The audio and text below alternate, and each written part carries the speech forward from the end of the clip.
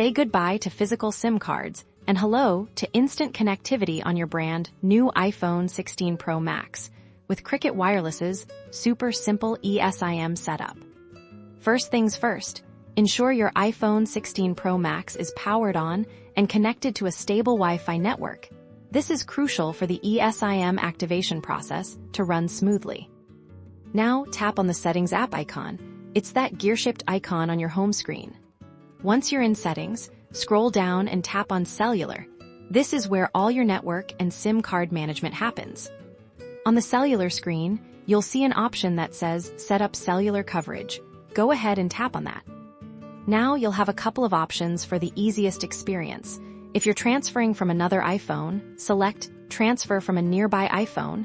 If you'll be using a QR code, choose that option. If you chose the QR code method, your phone will guide you to scan the provided QR code from your Cricket Wireless account or a confirmation email. Simply align the QR code within the frame, and your iPhone will do the rest.